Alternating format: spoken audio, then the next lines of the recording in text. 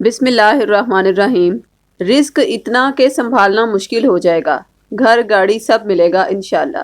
السلام علیکم ناظرین، ہمارے روحانی سلسلے میں جو سائلین اپنے مسائل کا روحانی حل معلوم کرنے کے لیے رابطہ کرتے ہیں، ان میں ایسے بے شمار سائلین بھی ہیں جو ہمیں اپنی آپ بیتی واٹس ایپ یا ڈاک کے ذریعے ارسال کرتے ہیں، جس میں وہ اپنی آپ بیتی بتاتے ہیں کہ وہ ہمارے روحانی نیٹ ورک تک کیسے پہنچے یا ان کو ہمارے سلسلے سے مشکلات کا فوری روحانی حل اور فیض کیسے ملا۔ یہ ہم آپ سے صرف اس لیے شیئر کر رہے ہیں کیونکہ ہمارے بزرگ فرماتے ہیں کہ سب سے بڑی نیکی ہے کسی کے یقین کو مضبوط کرنا۔ ممکن ہے کہ ان سائلین کی آپ بیتی ہم آپ سے شیئر کر کے آپ کے یقین کو مضبوط کرنے میں اس قدر کامیاب ہو جائیں کہ آپ کی بھی تمام جائز دعائیں اللہ کی بارگاہ میں فوری قبولیت کا درجہ پا لیں۔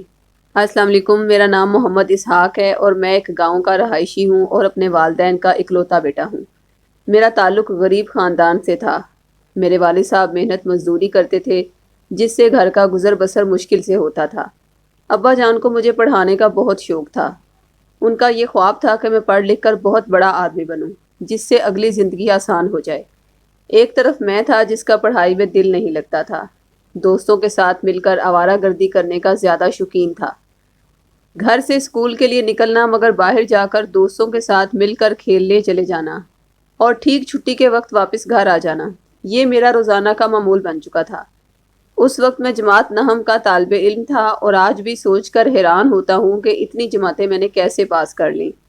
لیکن وہ کہتے ہیں نا کہ جھوٹ کے پاؤں نہیں ہوتے اور برائی کبھی نہیں چھپتی۔ ایک دن ماسٹر صاحب ابا جان سے ملنے گھر آ گئے اور میں انہیں دیکھ کر چپکے سے باہر نکل گیا کیونکہ مجھے اندازہ ہو چکا تھا کہ کیا ہونے والا ہے۔ ماسٹر صاحب نے ابا جان کو تفصیل سے میری شکایت لگائی کہ آپ کا صاحبزادہ اسکول آنے کا نام ہی نہیں لیتا، راستے سے ہی بھاگ جاتا ہے۔ اس پر ابا جان بہت زیادہ شرمندہ ہوئے۔ شام کو کھیل کود کر جب میں گھر واپس آیا تو ابا جان کا چہرہ غصے سے سرخ تھا۔ مجھے دیکھتے ہی وہ میری طرف لپکے، لیکن درمیان میں امی جان آ گئی اور انہوں نے مجھے بچا لیا، ورنہ اس دن میری ابا جان سے بہت خاطر تواضع ہونی تھی۔ امی نے مجھے مار سے بچا تو لیا لیکن ابا جان نے میری خوب بے عزتی کی، مگر اس عمر میں بات کہاں سمجھ آتی ہے۔ اس سب کے بعد بھی میری عادات ذرا نہ بدلیں۔ آخر ابا جان نے تھک ہار کر مجھے اسکول چھڑوا دیا اور اپنے دوست سے بات کر کے اس کے پاس کام سیکھنے کے لیے چھوڑ دیا۔ اس وقت میری عمر تقریباً 15 سال تھی۔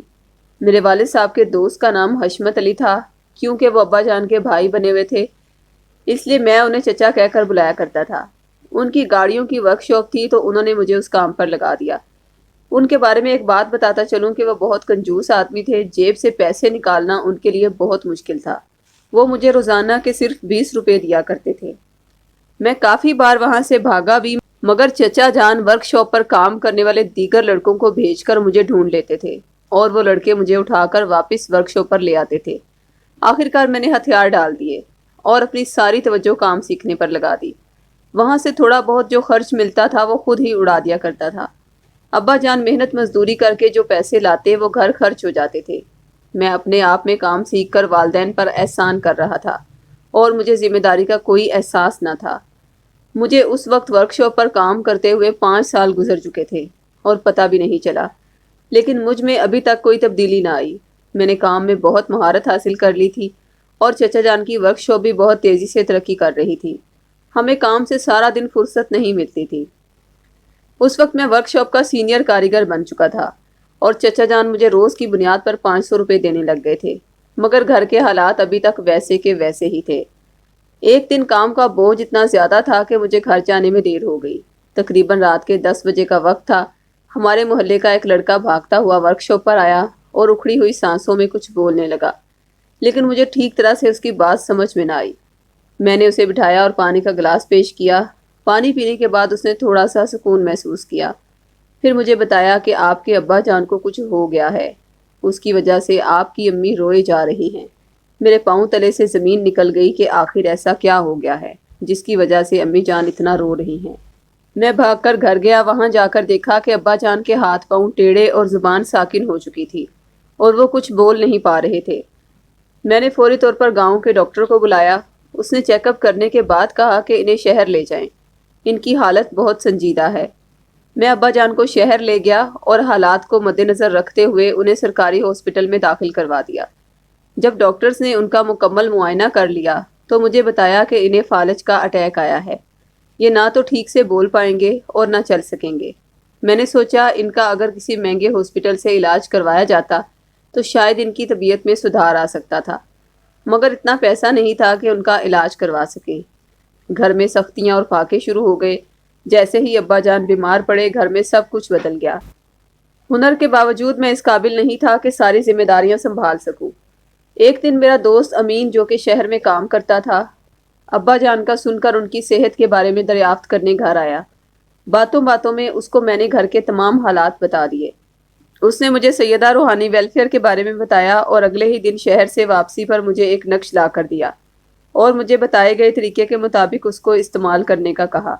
میں نے بہت پابندی سے اس پر عمل کیا اور اللہ کے حضور ورد کر کے اپنے ابا جان کی تندرستی کے لیے دعائیں کی۔ چند ہی دنوں بعد مجھے ذہنی سکون ملا اور سب کچھ بدلتا محسوس ہونے لگا۔ ہلا دینے والی بات یہ تھی کہ میرے چچا جان جو نہایت کنجوس تھے، انہوں نے مجھے شہر میں الگ ورکشاپ بنا کر دی اور ذاتی کاروبار شروع کرنے کا کہا۔ ورکشاپ پر آنے والے تمام اخراجات انہوں نے اٹھائے۔ میں نے ورکشاپ پر کام کرنا شروع کر دیا اور اس کے ساتھ ساتھ پابندی سے نقش کے ساتھ جو ورد تھا وہ بھی کرتا رہا۔ اس نقش کی برکت اتنی تھی کہ میرا کاروبار بہت تیزی سے بڑھنے لگا، اور حیرت انگیز بات یہ ہے کہ مہنگا علاج کروائے بغیر ہی ابا جان کی طبیعت ٹھیک ہونے لگ گئی۔ اس نقش کی روحانی برکت سے ابا جان پہلے کی طرح بولنے لگ گئے۔ الحمدللہ اب وہ اپنے پاؤں پر کھڑے ہو کر چل پھر بھی لیتے ہیں۔ اس کی برکت سے مجھ میں بھی بہت تبدیلی آئی اور احساس ذمہ داری پیدا ہوئی۔ اب گھر کے سارے اخراجات میں پورے کر رہا ہوں اور ابا جان بھی بالکل تندرست ہیں۔ اللہ کے فضل و کرم سے میں نے اپنے گھر کی تعمیر بھی کی ہے اور میرے پاس اپنی ایک گاڑی بھی ہے۔ چچا جان نے جو رقم ورک شاپ بنانے پر خرچ کی تھی وہ بھی واپس کر چکا ہوں۔ اس نقش نے تو میری زندگی ہی بدل کر رکھ دی ہے۔ اب گھر میں بہت سکون ہے اور میری والدہ بھی خوش رہتی ہیں۔ امی جان کو اب میری شادی کرنے کی جلدی ہے، مگر میں نے تو انہیں بول دیا ہے کہ اس معاملے میں بھی سیدہ روحانی ویلفیئر سے مدد لوں گا، کیونکہ ان کے پاس تمام مسائل کے حل ہوتے ہیں۔ ناظرین، اگر آپ بھی اپنی زندگی کے الجھے ہوئے روحانی مسائل کے حل کے لیے اپنے نام کا قرآنی تعویذ بنوانا چاہتے ہیں تو ویڈیو کی ڈسکرپشن میں دیے گئے فون نمبرز پر رابطہ قائم کریں۔ شکریہ۔ اللہ حافظ۔